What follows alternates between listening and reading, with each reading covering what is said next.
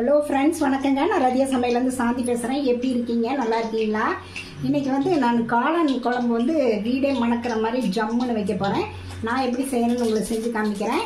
First time video பார்க்குறவங்களா இருந்தால் subscribe பண்ணிக்க, பக்கத்தில் இருக்க பெல் பட்டனை கிளிக் பண்ணிங்கன்னா நான் போடுற வீடியோலாம் உங்களுக்கு உடனுக்குடன் வந்து சேரும். நான் வந்து 2 பாக்கெட்டு காளான் வாங்கி வச்சுருக்கேன். ஒரு பாத்திரத்தில் எண்ணெய் ஊற்றிருக்கேங்க. எண்ணெய் காயுது. ஒரு பட்டை, 3 ஏலக்காய், ஒரு கிராம்பு போட்டுக்கலாம். அப்புறம் சின்ன வெங்காயம் ஒரு 100 கிராம், அதை இதில் போட்டுக்கலாம். இஞ்சி சின்னதாக ஒரு துண்டு, ஒரு பூண்டு பல் ஒரு 5 பூண்டு போட்டுக்கலாங்க. வெங்காயம் ஓரளவுக்கு வதங்கிடுச்சுங்க. ஜீரகம் வந்து ஒரு டீஸ்பூனு, சோம்பு ஒரு டீஸ்பூனு, மிளகு வந்து ஒரு 1/2 டீஸ்பூனு. இது முன்னாடி நம்ம எண்ணெயில் பொரிச்சோம்னா ரொம்ப கருகி போயிடும். அதனால் வெங்காயம் வதங்கினதுக்கப்புறம் இதெல்லாம் போட்டுக்கலாம். தக்காளி வந்து 2 தக்காளி நல்லா கட் பண்ணி வச்சுருக்கேன். அதை இதில் போட்டு நல்லா வதக்கிக்கலாம். போதுங்க, இந்த அளவுக்கு வதங்கினா போதும். நம்ம ஆஃப் பண்ணிவிட்டு ஆற விட்டு அரைச்சிக்கலாம். அதுக்கிடையில் ஒரு கடாயில் எண்ணெய் ஊற்றி வச்சுருக்கேன். இதில் வந்து கொஞ்சம் ஜீரகம் போட்டுக்கலாங்க, கொஞ்சம் சோம்பு, சின்ன வெங்காயம் ஒன்று பொடிசாக கட் பண்ணியிருக்கேன், அதை இதில் போட்டுக்கலாம். ஒரு இனுக்கு கருவேப்பிலை போட்டுக்கலாம். இஞ்சி பூண்டு பேஸ்ட் வந்து கொஞ்சமாக போட்டுக்கலாங்க. ஏன்னா அதில் ஏற்கனவே நம்ம அதில் இஞ்சியும் பூண்டு போட்டு வதக்கியிருக்கோம். அதனால் கொஞ்சம் இது வந்து ஃப்ளேவருக்காக இதில் கொஞ்சம் போட்டுக்கலாம்.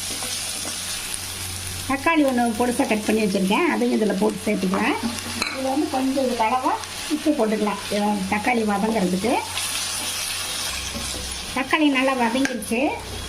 மஞ்சள்தூள் வந்து ஒரு 1/2 டீஸ்பூன் போட்டுக்கலாம். அப்புறம் மல்லித்தூளுங்க, அது வந்து 2 டீஸ்பூன் போட்டுக்கலாம். அப்புறம் கரம் மசாலா, அது வந்து ஒரு 1/4 டீஸ்பூனு. மிளகாத்தூள் காஷ்மீரி சில்லி, அது வந்து ஒரு டீஸ்பூன் போட்டுக்கலாம். இதெல்லாம் கொஞ்சமாக தண்ணி ஊற்றி ஒரு நிமிஷம் அப்படியே நல்லா வதக்கட்டும். பாருங்கள், இந்த மசாலா இதில் வதங்கிடுச்சு. நம்ம வந்து காளான் வந்து இது கூட சேர்த்துக்கலாம். சேர்த்திட்டு நம்ம அரைச்சிட்டு வந்த பாருங்கள், அதை இதில் சேர்த்திடலாம்.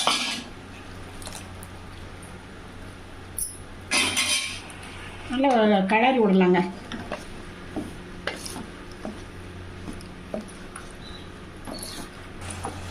இது மஷ்ரூம்லேயே தண்ணி விடும், அதனால் நம்ம கொஞ்சமாக தண்ணி ஊற்றிக்கலாம். தண்ணி ஊற்றிட்டு இதுக்கு கொஞ்சம் முன்னாடி உப்பு போட்டுருக்கோம். இது கொஞ்சமாக இதுக்கு அளவு உப்பு போட்டுட்டு நல்லா ஒரு 10 நிமிஷம் நல்லா வேகட்டுங்க. மூடி வச்சிடலாம். பாருங்க, 10 நிமிஷம் ஆயிடுச்சு. நல்லா குழம்பு ரெடி ஆயிடுச்சுங்க. காளான் நல்லா வெந்துருச்சு. இதில் நம்ம வந்து கொஞ்சம் பெப்பர் குழம்பு இறக்குறப்ப போட்டோம்னா நல்லா கொஞ்சம் வாசமாக இருக்கும். கொஞ்சம் பெப்பர் போட்டுக்கலாம். போட்டு மல்லித்தலை போட்டு இறக்கிடலாங்க. இது வந்து ஒரு வேறு பவுலுக்கு மாற்றி உங்களுக்கு நான் காமிக்கிறேன். பாருங்கள் எப்படி இருக்குன்ட்டு. இது வந்து சப்பாத்தி, பூரி, நான் சாப்பாட்டு கூட ரொம்ப டேஸ்ட்டாக இருக்கும்.